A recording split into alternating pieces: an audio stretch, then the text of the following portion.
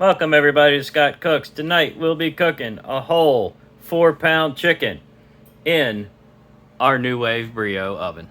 I'm currently preheating it to 350 at 1800 watts. Once we get preheated, we're going to place our chicken in on the rack at 360 degrees. We're looking for about 10 minutes per pound, 40 minutes. I'm going to figure we'll need at least an hour.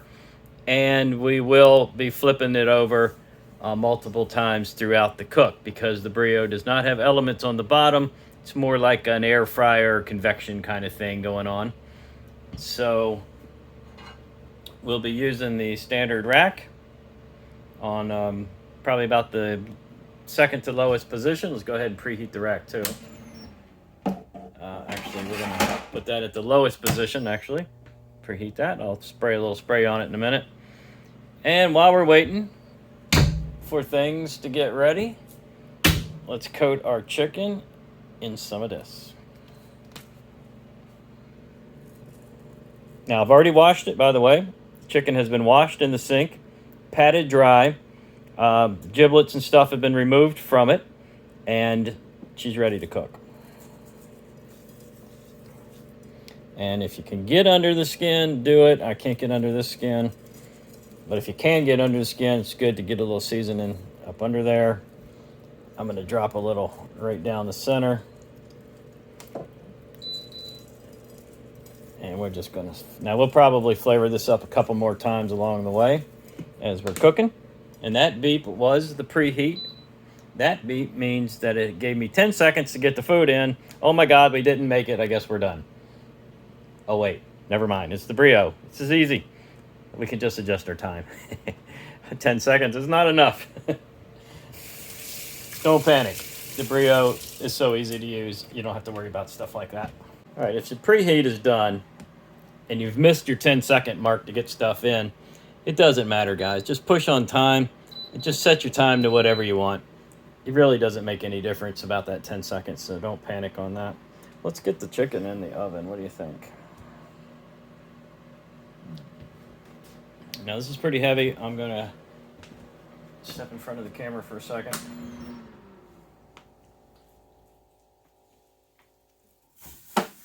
Oh, yeah. That's what you want to hear, sizzle. And we're looking for, like I said, about 40 minutes. So I've currently got this on 20. That's good. At the 20-minute mark, it'll shut off.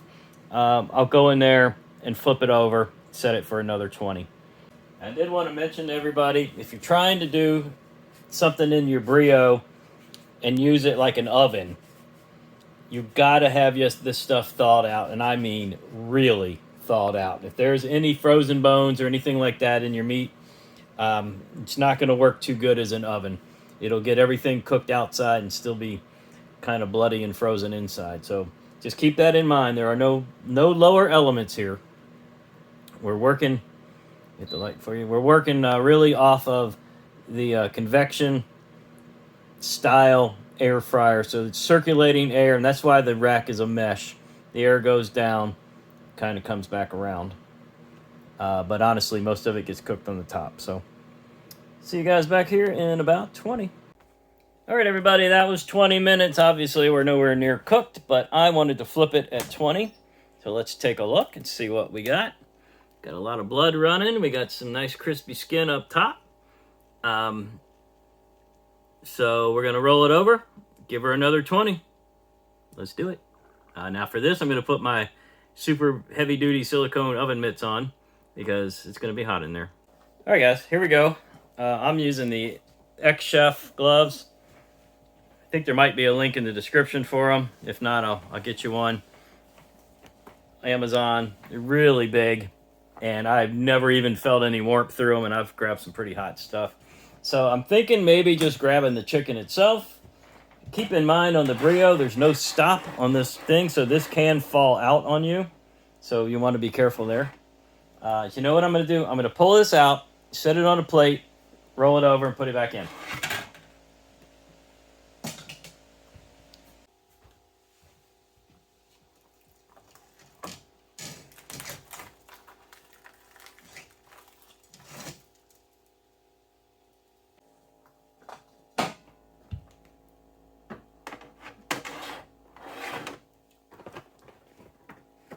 First turn the Brio on.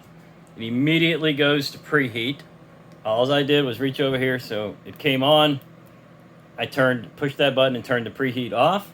I'm gonna check my temperature. I'm gonna put it back to 360. Take my time, put it back to 15, or I'm sorry, 20. And that's a pause, and that's a go. And that's it, guys. If you don't have one of these, you ought to get one. They're expensive, but if you're cooking, you need it. All right, let's go for the bone, guys. It's an instant read. You may not be able to see it. I'm 170 right there. I'm gonna try to hit the bone. 160. I'm on the bone. All right, I'm gonna go inside. A little low inside, 155. I'm gonna go deep. Deep, 117. Okay, 119. So there's what this tells me. First off, let's close the door. Tells me that, like most things, it's cooking more on the outside than the inside. And what we're gonna do is a couple techniques that I've learned on the Brio here. First thing we're gonna do is flip this chicken back over again. All right, before I show you what we're gonna do over there, I wanna show you this. This is from me flipping the chicken just a second ago. So clearly, we are not cooked somewhere, which would be the inside. So let's fix that. This is an easy fix. Let's turn it back on. The first thing we're gonna do is drop the watts. This thing has 3 different watts on it. So I'm gonna lower the watts from 18 to 15. Second thing I'm gonna do is lower the temperature. Let's take it off of preheat, we don't need that. So let's drop the temperature to 325. So what I'm looking for now is just some lower wattage, radiant heat without cooking really big time on that skin. Okay, I always hit that the wrong way. Anyway, here we go.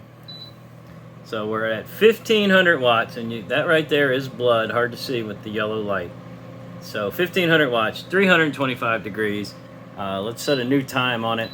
Let's go for 15 minutes. And there you go, guys. So we're checking her back in 15 minutes, and if we're still getting too crispy on top and we're still not done, the second easy fix I found is a little piece of foil laid over the top. I'm not ready for that yet. If you've watched my baking videos, sometimes that's how I'll get a pie or a cake or a brownie or something to finish up. Because all I'm trying to do is to stop that direct heat from that fan blowing straight onto it. And I just want that heat to kind of come off the side and back up and around like that. So if we got to use foil, we will. We'll see you in 15 minutes. And oh, finally, we're getting somewhere. Very nice, very nice. Let's get up in the top. Oh yeah. And let's grab a bone.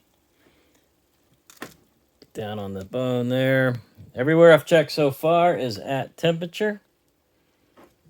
Going into some of the thicker parts down here, to the breast. I'm a little low on the thick breast part down here, guys. A little low down there, if you can see that.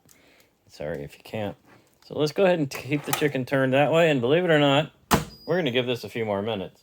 All right, everybody, we gave it a few extra minutes. Adjusted the time a few times, flipped the chicken a couple times. Let's give it a final temperature check right down to the bone. That is beautiful.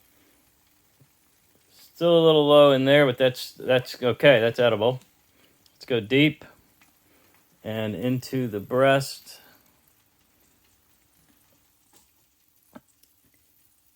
Still a little low on the inside there, but not bad. It's still at the proper temperature for eating. And we're going to call it. We're going to take this chicken out now and cut it up a little bit and see how she tastes. It's super crispy skinned. It came out just perfect. All right, everybody. Let's cut into this and see how we did. Let's take a leg off. Hear that crunch? That's just exactly the way I want my skin. And that right there tells me it's super tender. If you notice that just fell apart. Just came right apart.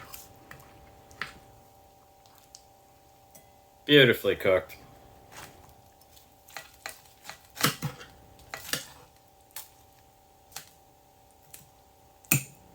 Super juicy. Fantastic, guys. That is fantastic.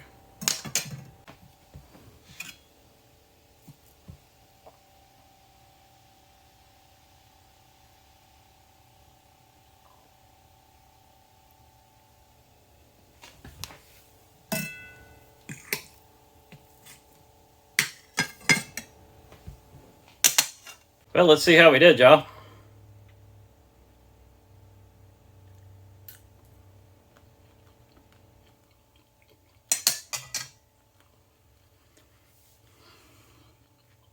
Moist, flavorful, all the juices got in there like they're supposed to. Super crispy skin. Is it better than cooking on the Ninja Foodi? Is it faster? No, Ninja Foodi's faster. This still worked out really well.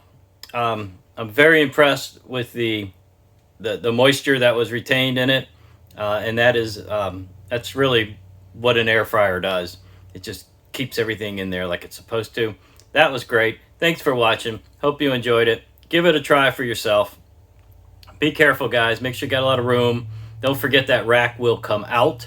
It will fall on the floor, and your chicken will hit the floor. Mine didn't, but it can very easily happen. Make sure you have plenty of space. Use some crazy good mitts. This stuff is super hot. We'll see you soon on the next video. Maybe we'll be back in the Foodi. Maybe we'll be outside on the Blackstone. Maybe we'll be back in the Brio. Who knows? Hit the bell for notifications to find out.